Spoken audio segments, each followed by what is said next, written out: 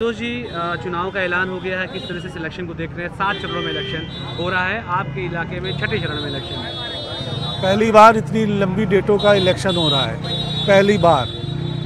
और सभी जो कार्यकर्ता हैं, राष्ट्रीय अध्यक्ष जी का निर्देश हुआ है कि अपने अपने क्षेत्र में जुड़ जाएं। अब मौका है, भाजपा जो सरकार है किसान विरोधी, नौजवान विरोधी, उसको उखाड़ने के लिए हम सब कार्यकर्ता अपने अपने क्षेत्र में हैं। अब इलेक्शन का ऐलान हो गया है, कैसे देख रहे हैं इस इलेक्शन को और किस तरह का परफॉर्मेंस इंडिया गठबंधन का रहेगा? पीडीए जीतेगी, बीजेपी हारेगी। 7th फेज का जो इलेक्शन हो रहा है, इससे भारतीय जनता पार्टी ने एक मैसेज दिया है कि वोटरों को लुभाने का वो चल नहीं पाएगा। पीडीए भारी है आज की डेट में।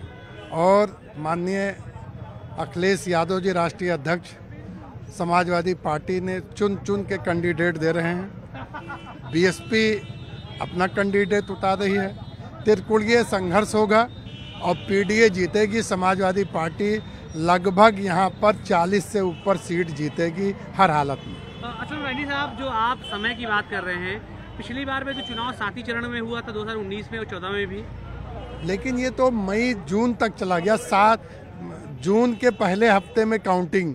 और पहली बार हुआ था पिछले बार 2019 में कि 7 मई को काउंटिंग हुई थी। 1 महीने का डिफरेंस है, इससे कोई फर्क नहीं पड़ता है। और माननीय राष्ट्रीय अध्यक्ष जी बहुत ही इस मामले में फूंक फूंक कर कदम रख रहे हैं। और मैं केवल इतना जरूर कहना चाहता हूं विपक्षियों को कि सितम के हाथ तो बैत हो नहीं सकते। अब इम्तिहान की घड़ी है, टाल दूं कैसे। होता अगर पाँव में काटा तो निकाल सकते थे, किसी के जहन का कांटा निकाल दूं कैसे। जब जी 400 से ऊपर का नारा बीजेपी ने दिया है और अब तारीखों का ऐलान भी हो गया, उल्टी गिनती अब शुरू हो गई है। देश की जनता बीजेपी को भेजेगी 7 समंदर पार, वापस भी नहीं आ पाएंगे।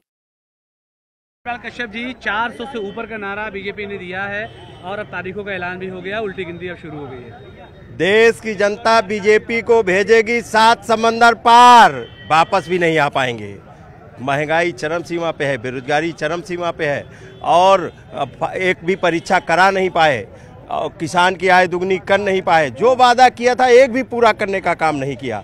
देश बड़ी खराब हालातों में छोड़ा है इन्होंने। अब देश की जनता छुटकारा चाहती है।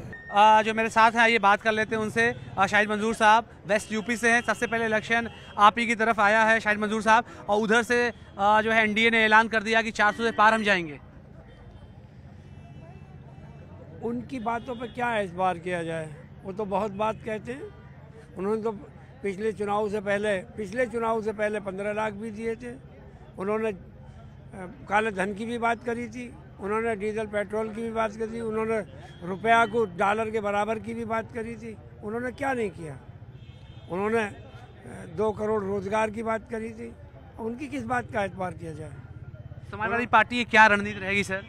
समाजवादी पार्टी की रणनीति है, किसान है, मजदूर है, नौजवान है, बेरोजगार है, उन्हीं की बात समाजवादी पार्टी करती है, उन्हीं के लिए काम करती है।